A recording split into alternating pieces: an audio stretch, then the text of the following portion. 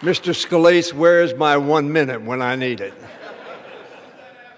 Mr. Speaker, my dear and close friend Steve Womack, Madam Speaker, thank you for being here. My colleagues, my dear friends, Mr. Scalise, the Majority Leader, and Mr. Emmer, the Majority Whip, thank you for being here.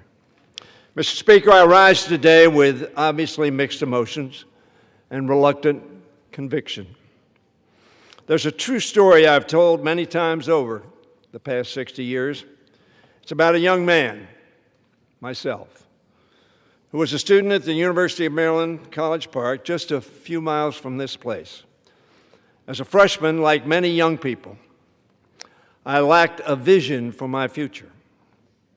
I nearly flunked out of college and didn't even enroll in the 1958 fall semester. Fortunately for me, I re-enrolled the following spring.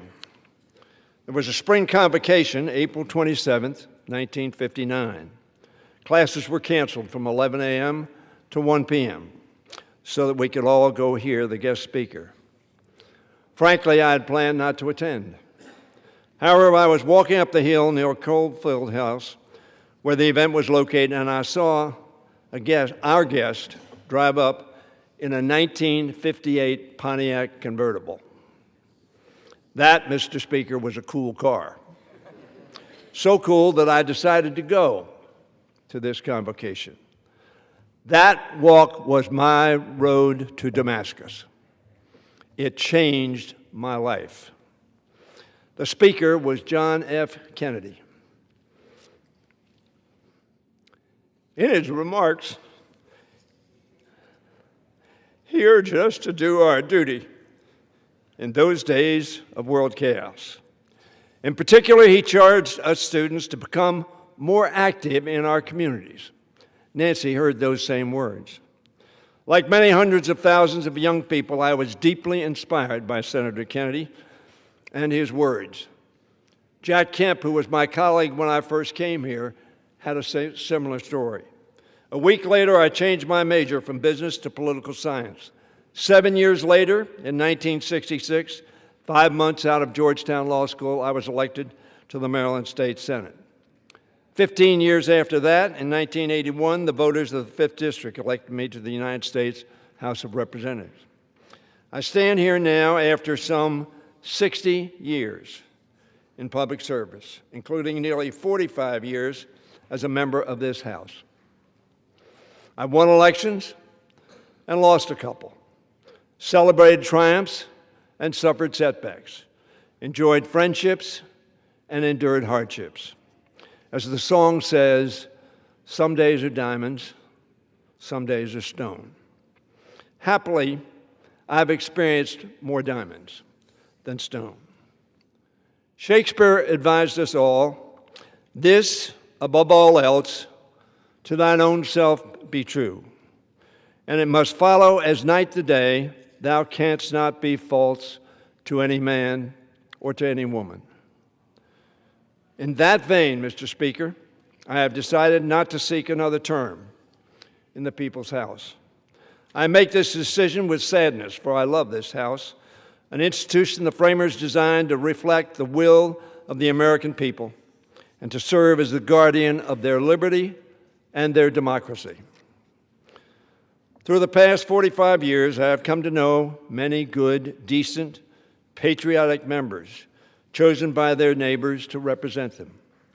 They come from both parties and all parts of the ideological spectrum.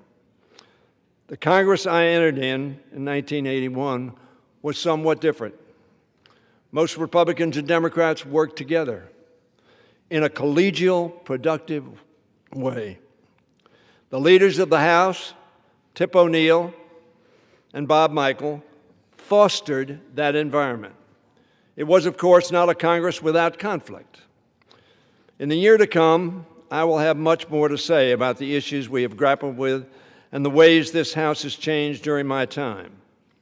At the outset, I said that I spoke with reluctant conviction. That reluctance is because I am deeply concerned that this House is not living up to the Founders' goals. I urge my colleagues on both sides of the aisle to examine their conscience, renew their courage, and carry out the responsibilities that the first article of the Constitution demands. Only in that way can we ensure that our 250 years will be a preface to a stronger, brighter beacon in a free and principled democracy. A nation of laws, not of men. A nation respected around the world for its strength, certainly, but even more for the ideals it represents and the justice with which it acts. That effort must extend beyond this House. I fear that America is heading not toward greatness, but toward smallness, pettiness, divisiveness, lawlessness, and disdainfulness. We must respect and love one another. We must remember that we are not great or unique because we say we're great, but because we are just, generous, and fair. I hope that spirit can guide us the rest of this Congress, because I still have much I want to do in the coming year, not least of which is keeping the government open. To do that, we must send all our appropriations bills to the President in a bipartisan, timely fashion. There are many people I intend to thank in the coming months, but there are a few I will recognize now. First, to my family, which has borne much of the burden of my service. Stand up, family.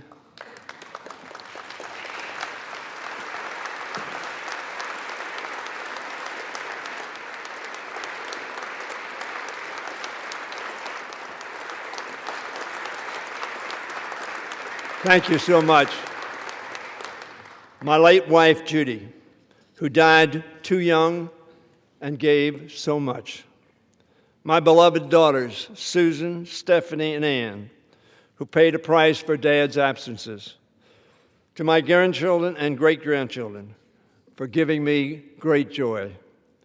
My mother, who thankfully lived to see her son become the president of the Maryland State Senate. To my staff, for serving me and their nation with great loyalty and ability. To my colleagues, for trusting me with leadership. To the people of Prince George's County, particularly the African American community, without whom I would not have won my elections. To the people of the 5th District, who gave me a majority of their votes 23 times. And to my wife, Dr. Elaine Kmark, who has made my life whole and happy. Thank you, babe.